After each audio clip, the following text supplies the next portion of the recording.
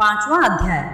देवताओं द्वारा देवी की स्तुति। चंड मुंड के मुख से अंबिका के रूप की प्रशंसा सुनकर शुंभ का उनके पास दूत भेजना और दूत का निराश लौटना। विनियोग। इस उत्तर चरित्र के रुद्र ऋषि हैं, महासरस्वती देवता हैं, अनुष्टुप छंद हैं, भीमा शक्ति हैं, भ्रामरी बीज हैं, सूर्य तत्व हैं और सामवेद स्वरूप हैं। माँ सरस्वती की प्रसन्नता के लिए उत्तर चरित्र के पाठ में इसका विनियोग किया जाता है। ध्यान। जो अपने कर कमलों में घंटा, शूल, हल, शंख, मूसल, चक्र, धनुष और बाण धारण करती हैं। शरद ऋतु के शोभा संपन्न चंद्रमा के समान जिनकी मनोहर कांति है, जो तीनों लोकों की आधारभूता और शंभु आदि दैत्यों का नाश करने वाली हैं, तथा गौरी के शरीर से जिनका प्राकट्य हुआ है, उन महासरस्वती देवी का मैं निरंतर भजन करता हूँ। ऋषि कहते हैं, पूर्व काल में शंभु और निशुंभ नामक असुरों ने अपने बल के घमंड में आकर शचीपति इंद्र के हाथ से तीनों लोकों का राज्य और यज्ञ भाग छीन लिए। वे ही दोनों सूर्य, चंद्रमा, कुबेर, यम और वरुण के अधिकारक भी उपयोग करने लगे। वायु और अग्नि का कार्य भी वे ही करने लगे। उन दोनों ने सब देवताओं को अपमानित, राजभ्रष्ट, पराजित तथा अधिकारहीन करके स्वर्ग से निकाल दिया। उन दोनों महान असुरों से तिरस्कृत देवताओं ने अपराजिता देवी का स्मरण किया और सोचा, जगदम्बा ने हम लोगों को वर दिया था कि आपत्ति काल में स्मरण करने पर मैं तुम्हारी सब आपत्तियों का तत्काल नाश कर दूंगी। यह विचार कर देवता गिरिराज हिमालय पर गए और वहां भगवती विष्णु माया की स्तुति करने लगे। देवता बोले, देवी को नमस्कार है, महादेवी शिवा को सर्वदा नमस्कार है, प्रकृति एवं भद्रा को प्रणाम है। हम लोग नियम पूर्वक जगदम्बा को नमस्कार करते हैं। रौद्रा को नमस्कार है, नित्य गौरी एवं धात्री को बारंबार नमस्कार है। ज्योत्सात्रामयी, चंद्र रूपिणी एवं सुख रूपा देवी को सत सत प्रणाम है। शरणागतों का कल्याण करने वाली वृद्धि एवं सिद्धि रूपा देवी को हम बारंबार नमस्कार करते हैं। नैऋति राक्षसों की लक्ष्मी, राजाओं की लक्ष्मी तथा सर्वाणी शिव पत्नी स्वरूपा आप जगदम्बा को बार बार नमस्कार है। दुर्गा, दुर्गपारा, दुर्गम संकट से पार उतारने वाली सारा, सबकी सारभूता, सर्वकारिणी, ख्याति, कृष्णा और धूम्रा देवी को सर्वदा नमस्कार है। अत्यंत सौम्य तथा अत्यंत रौद्र रूपा देवी को हम नमस्कार करते हैं। उन्हें हमारा बारंबार प्रणाम है। जगत की आधारभूता कृति देवी को बारंबार नमस्कार है। जो देवी सब प्राणियों में विष्णु माया के नाम से कही जाती हैं, उनको नमस्कार, उनको नमस्कार, उनको बारंबार नमस्कार है। जो देवी सब प्राणियों में चेतना कहलाती हैं, उनको नमस्कार, उनको नमस्कार, उनको बारंबार नमस्कार है। जो देवी सब प्राणियों में बुद्धि रूप से स्थित हैं, उनको नमस्कार, उनको नमस्कार, उनको बारंबार नमस्कार है। जो देवी सब प्राणियों में निद्रा रूप से स्थित हैं, उनको नमस्कार, उनको नमस्कार, उनको बारंबार नमस्कार है। जो देवी सब प्राणियों में क्षुधा रूप से स्थित हैं, उनको नमस्कार, उनको नमस्कार, उनको बारंबार नमस्कार है। जो देवी सब प्राणियों में छाया रूप से स्थित हैं, उनको नमस्कार, उनको नमस्कार, उनको बारंबार नमस्कार है। जो देवी सब प्राणियों में शक्ति रूप से स्थित हैं, उनको नमस्कार, उनको नमस्कार, उनको बारंबार नमस्कार है। जो देवी सब प्राणियों में तृष्णा रूप से स्थित हैं, उनको नमस्कार, उनको नमस्कार, उनको बारंबार नमस्कार है। जो देवी सब प्राणियों में क्षमा रूप से स्थित हैं, उनको नमस्कार, उनको नमस्कार, उनको बारंबार नमस्कार है। जो देवी सब प्राणियों में जाति रूप से स्थित हैं, उनको नमस्कार, उनको नमस्कार, उनको बारंबार नमस्कार है। जो देवी सब प्राणियों में लज्जा रूप से स्थित हैं, उनको नमस्कार, उनको नमस्कार, उनको बारंबार नमस्कार है। जो देवी सब प्राणियों में शांति रूप से स्थित हैं, उनको नमस्कार, उनको नमस्कार, उनको बारंबार नमस्कार है। जो देवी सब प्राणियों में श्रद्धा रूप से स्थित हैं, उनको नमस्कार, उनको नमस्कार, उनको बारंबार नमस्कार है। जो देवी सब प्राणियों में कांति रूप से स्थित हैं, उनको नमस्कार, उनको नमस्कार, उनको बारंबार नमस्कार है। जो देवी सब प्राणियों में लक्ष्मी रूप से स्थित हैं, उनको नमस्कार, उनको नमस्कार, उनको बारंबार नमस्कार है। जो देवी सब प्राणियों में वृत्ति रूप से स्थित हैं, उनको नमस्कार, उनको नमस्कार, उनको बारंबार नमस्कार है। जो देवी सब प्राणियों में स्मृति रूप से स्थित हैं, उनको नमस्कार, उनको नमस्कार, उनको बारंबार नमस्कार है। जो देवी सब प्राणियों में दया रूप से स्थित हैं, उनको नमस्कार, उनको नमस्कार, उनको बारंबार नमस्कार है। जो देवी सब प्राणियों में तुष्टि रूप से स्थित हैं, उनको नमस्कार, उनको नमस्कार, उनको बारंबार नमस्कार है। जो देवी सब प्राणियों में माता रूप से स्थित हैं, उनको नमस्कार, उनको नमस्कार, उनको बारंबार नमस्कार है। जो देवी सब प्राणियों में भ्रांति रूप से स्थित हैं, उनको नमस्कार, उनको नमस्कार, उनको बारंबार नमस्कार है।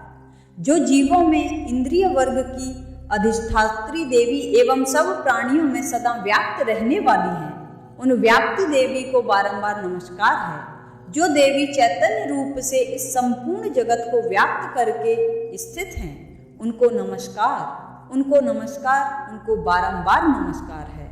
पूर्व काल में अपने अभीष्ट की प्राप्ति होने से देवताओं ने जिनकी स्तुति की तथा देवराज इंद्र ने बहुत दिनों तक जिनका सेवन किया, वह कल्याण की साधना भूता ईश्वरी हमारा कल्याण और मंगल करें तथा सारी आपत्तियों का नाश कर डालें।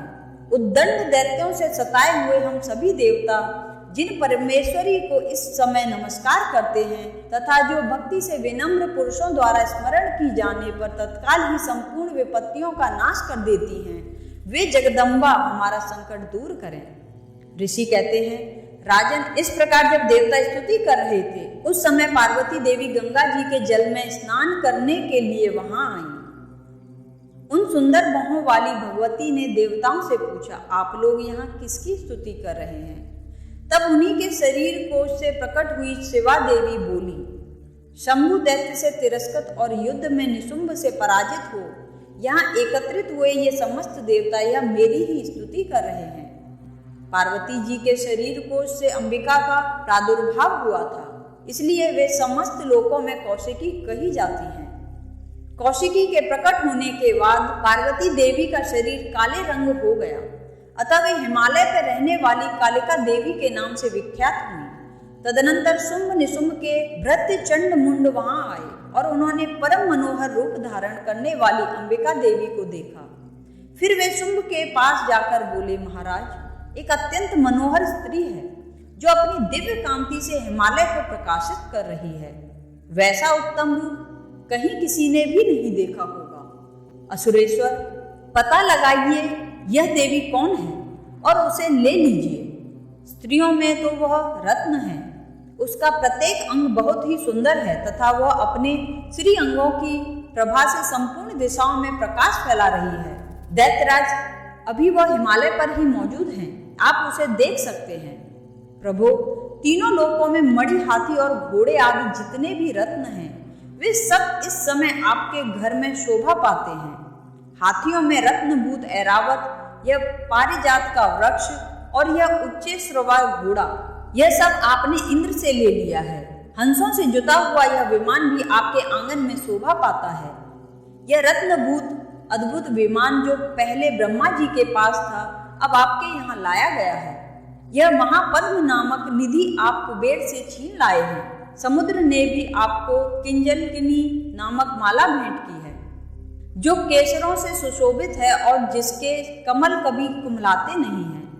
स्वर्ण की वर्षा करने वाला वरुण का छत्र भी आपके घर में शोभा पाता है तथा यह श्रेष्ठ रथ जो पहले प्रजापति के अधिकार में था, अब आपके पास मौजूद है। दैत्येश्वर, मृत्यु की उत्क्रांतिदा नाम वाली शक्ति भी आपने छीन ली है तथा वरुण का पास और समुद्र में होने वाले सब प्रकार के रत्न आपके भाई निशुंभ के अधिकार में हैं। अग्नि ने भी स्वतः शुद्ध किए हुए 2 वस्त्र आपकी सेवा में अर्पित किए हैं। दैत्यराज, इस प्रकार सभी रत्न आपने एकत्र कर लिए हैं। फिर तो यह स्त्रियों में रत्न रूप कल्याणमयी देवी है, इसे आप क्यों नहीं अपने अधिकार में कर लेते? ऋषि कहते हैं, चंड मुंड का यह वचन सुनकर शुंभ ने महादैत्य सुग्रीव को दूत बनाकर देवी के पास भेजा और कहा, तुम मेरी आज्ञा से उनके सामने ये बातें कहना और ऐसा उपाय करना जिससे प्रसन्न होकर वह शीघ्र ही यहाँ आ जाएं।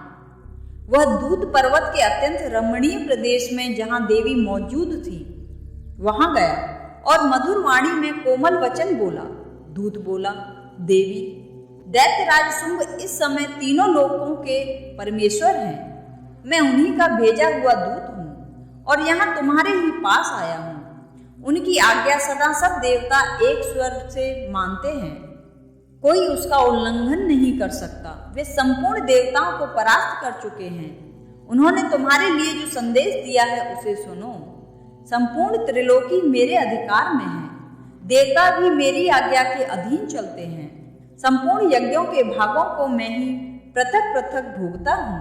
तीनों लोकों में जितने श्रेष्ठ रत्न हैं वे सब मेरे अधिकार में हैं। देवराज इंद्र का वाहन ऐरावत जो हाथियों में रत्न के समान है मैंने छीन लिया है। क्षीर सागर का मंथन करने से जो अश्वरत्न उच्चैःश्रवा प्रकट हुआ था उसे देवताओं ने मेरे पैरों में पड़कर समर्पित किया है। सुंदरी, उनके सिवा और भी जितने रत्नभूत पदार्थ देवताओं, गंधर्वों और नागों के पास थे वे सब मेरे ही पास आ गए हैं। देवी, हम लोग तुम्हें संसार की स्त्रियों में रत्न मानते हैं, अतः तुम हमारे पास आ जाओ, क्योंकि रत्नों का उपभोग करने वाले हम ही हैं। चंचल कटाक्षों वाली सुंदरी, तुम मेरी या मेरे भाई महापराक्रमी निशुंभ की सेवा में आ जाओ, क्योंकि तुम रत्न स्वरूपा हो। मेरा वरण करने से तुम्हें तुलना रहित महान ऐश्वर्य की प्राप्ति होगी। अपनी बुद्धि से यह विचार कर तुम मेरी पत्नी बन जाओ।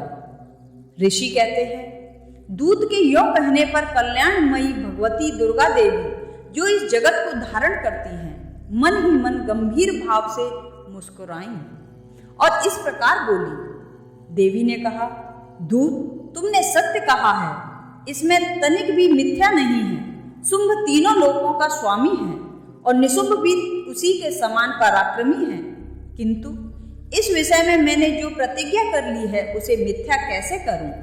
मैंने अपनी अल्प बुद्धि के कारण पहले से जो प्रतिज्ञा कर रखी है उसे सुनो। जो मुझे संग्राम में जीत लेगा, जो मेरे अभिमान को चूर्ण कर देगा तथा संसार में जो मेरे समान बलवान होगा वही मेरा स्वामी होगा।